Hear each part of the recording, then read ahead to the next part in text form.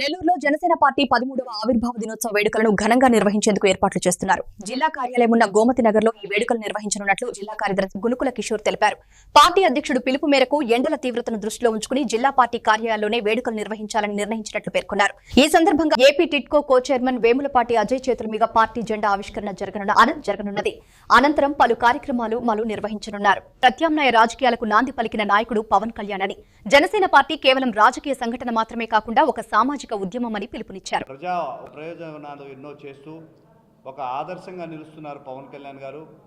ఎండల రీత్యా జనసేన 13వ ఆవిర్భావ దినోత్సవాన్ని ఏ నియోజకవర్గాల హెడ్ క్వార్టర్స్లో చేసుకోండి పిలుపునిచ్చిన మేరకు రేపటి రోజున ఘనంగా జనసేన ఆవిర్భావ దినోత్సవ వేడుకలు జరుపుకుందాం, కలిసి జరుపుకుందాం రండి అని అందరికీ పిలుపునిచ్చారు మా వేములపాటి అజయ్ గారు.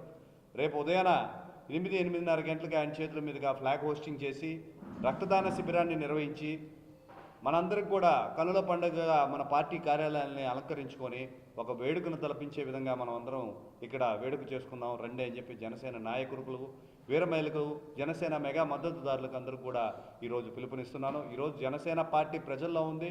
ప్రజలందరికీ కూడా పిలుపునిస్తున్నాను. మీకోసం మీ క్షేమం కోసం ఉద్యమించిన పార్టీ తరఫున వేడుకల్లో మీరు భాగస్వాములుగా కావాల్సిన అవసరం ఉందని తెలియజేస్తున్నాను. అదేవిధంగా ఈరోజు ఒక రకంగా ఈ వారం ఏదైతే ఉందో ఒక చక్కటి వేడుక జరిగిందనే చెప్పుకోవాలి. గతంలో 37,000 ఉన్న సభ్యత్వాలు 50,000 మైలు రాయి దాటాయి మా వేములపాటి అజయ్ గారి మార్గదర్శకంలో. ఇదొక పండగ అయితే రేపటి రోజున ఆవిర్భావ దినోత్సవాన్ని మన నియోజకవర్గాల్లో మన జనసేన పార్టీ కార్యాలయంలో జరుపుకోవడం అనేది మరొక వేడుక. ఇంకో 2-3 రోజుల్లో మా అభిమాన నాయకుడు సినిమా కూడా వస్తుంది.